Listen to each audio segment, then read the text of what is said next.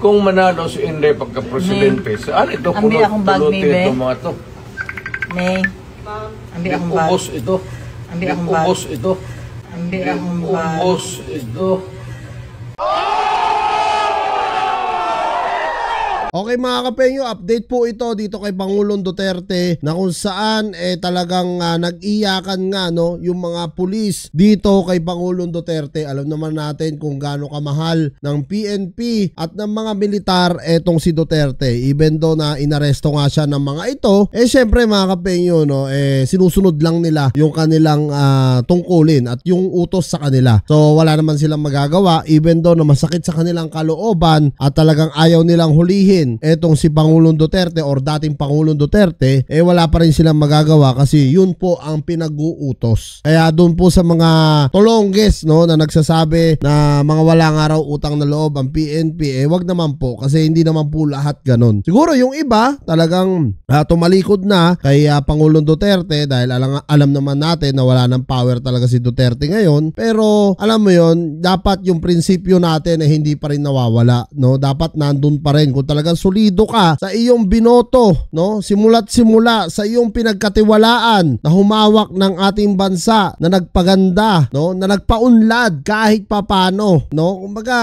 dapat magkaroon din tayo minsan ng ng sariling dignidad. Huwag din po tayo yung salawahan na pagkawala na sa power yung tao, no? Kalilimutan na natin o babaliwalain na natin, napakapangit po. At tara mga kapenyo, pakinggan po natin, no? Yung naging mensahe nga ni Duterte dito sa mga kapulisan natin. Alam naman nila ang possibility niya na it's just a matter of months actually.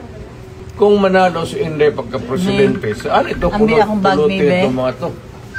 Yon, putik na yan, napakagandang mensahe ni Pangulong Duterte doon, no? Kung manalo, no, si Inday Sara Duterte na pagka-presidente, saan nga raw pupulutin etong mga pulisya o mga sundalo natin. Diba? Alam naman kasi natin lahat, unang-una, si Pangulong Duterte ang nagbigay no, ng mataas o dobladong sahod sa kanila. Pangalawa, nirespeto ni Pangulong Duterte no, ang kapakanan ng mga PNP at ng mga militar. Pangatlo, talagang binigyan niya no, na magandang future ang mga kapulisan natin. No? Kaya talagang yung mga kapulisan natin, yung mga militar, wala po sila talaga masasabi sa dating Pangulo natin. Kasi sa totoo lang, kung hindi dahil kay Roa Duterte, hindi naman po mai-increasean talaga ang mga sahod ng kapulisan natin. Baka hanggang ngayon marami pa rin kurakot na pulis. Hindi ko po nilalahat mga kapenyo, pero yan po yung katotohanan. May.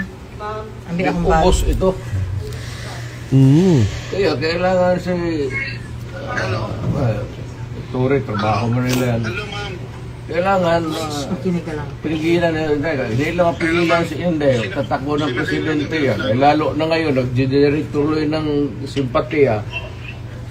Ayan rinig na rinig nyo mga kapenyo, galing mismo kay Pangulong Duterte yan na talaga hindi na mapipigilan ang pagtakbo nga neto ni Vice President Sara Duterte sa pagka-presidente. At kahit isa ako mga kapenyo sa boboto talaga. At kita nyo naman kung gaano iniintindi ni Pangulong Duterte etong si Tore, even though na inaresto nga siya nito. Plus yan.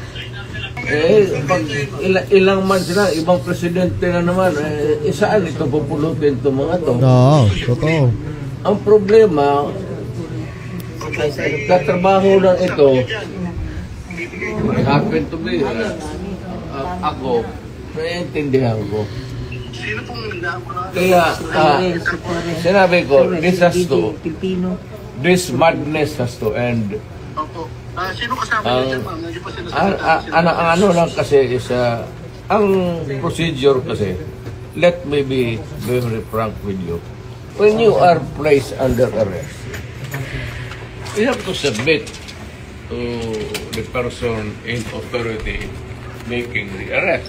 Then, when you are already arrested and maybe detained, then you have to start the machinery of justice roll. Go to the Supreme Court. Pag hindi, ako, Grabe mga kapenyo no? Bibilib ka rin kay Pangulong Duterte, no? Napaka-relax lang niya. Halatang halata na hindi siya nagpapadala sa stress. Kasi sa totoo lang, sa ganitong edad, 80 plus years old, sa totoo lang, bawal na may stress to eh. Kasi pwede niyang ikamatay na yan, no? At sa edad na niya, pwedeng tumaas yung presyon niya, no? Pwedeng mahirapan siya huminga at mabilis na mapagod yung mga ganitong edad, no? Pero dito makikita mo, no? Kalmadong kalmado itong si dating Pangulong Duterte. So nakakabilib talaga ang dating Pangulo natin, no? Talagang grabe mga kapenyo yung determinasyon ng isang Duterte na nilalakasan niya talaga yung loob niya para sa ating mga Pilipino. Ganyan po talaga kalupit, no? Itong si Tatay Digong. Go to the Supreme Dumaan ako sa rap, okay na sa akin. Well, nothing to lose na ako. Nothing to lose, absolutely nothing. Hindi ba rin ako sabihin mo kulong ng habang buhay? Oo. Wala ako. Ayun, naniniwala ba kayo na kaya nilang ipakulong si Duterte ng habang buhay? Ako hindi po, no? Siguro makukulong lang yan ilang buwan, makakalaya ulit. Impossible na papakulong nila ng ano yan, ng habang buhay talaga. Inciting to sedition. Hindi inciting to sedition. Inciting to sedition. Crime against humanity. ICC. Kalimutan niya ulit. Sa Hague. We are not signatory sa ICC. That's what they're doing now.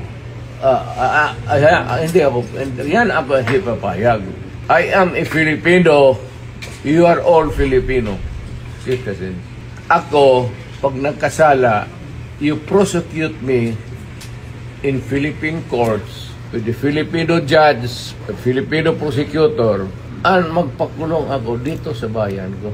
Ayan rinig nyo naman sinasabi nga dito ni dating Pangulong Duterte, no, about nga sa ICC. Diyan po sa mga comment section yung mga nagmamarunong about sa ICC. Alam naman po natin lahat, no, na ICC nga yung gustong magpakulong dito kay Duterte. Kaya nga po ipinapaliwanag natin no, sino po ba ang kalaban ni Duterte sa politika? 'Di ba? Walang iba naman talaga kung hindi sila Marcos, no? Kaya yung doon sa mga ibang nagko-comment na tulongis, wag na po tayo magmarunong. Alam naman po natin na oo, ICC, yes, alam natin yan, pero at the end of the day, no, alam naman natin lahat, hindi naman po bobo yung mga Pilipino, no, na iba nagko-correct pa diyan, sasabihin ICC yung nagpapakulong sa kanya, hindi naman si Marcos, ba't dinadamay mo si Marcos? Di ba? Katangahan na lang yun. Katangahan na lang yun. Dami na nga po lumalabas ngayon sa social media na sinasabi nga, no, na talagang ang punot dulo nito si Marcos. So makikita naman yan mga kapenyo kung sino ba talaga yung may kagagawan nito, no?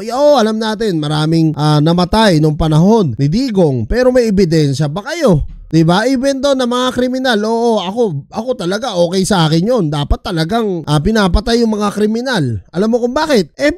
Alam naman natin pag ikaw yung naging hostage niyan, baka patayin ka rin yan. Diba? Kanya-kanya tayong pananaw mga kapenyo, no? Ito'y syempre ako, ayaw kung nangyayari ito kay Tatay Digong. Talagang nalulungkot po ako sa nangyayari sa kanya. Napakasakit po talaga ng ginawa sa kanya nitong ang ICC. Pero alam ko, no, at naniniwala ako na malulusutan po ito ng dating Pangulong Duterte natin. So yan mga kapenyo, kung kayo nga tatanungin ko, anong masasabi nyo dito sa naging mensahe nga ni Duterte na pagka naupo nga, no, ang kanyang anak na si VP Sara sa pagka-presidente, alam naman natin ang kahihinatnan ng mga kalaban nila. Comment nyo na lang down below lahat ng mga opinion nyo mga kapenyo at lahat-lahat po yan babasahin ko.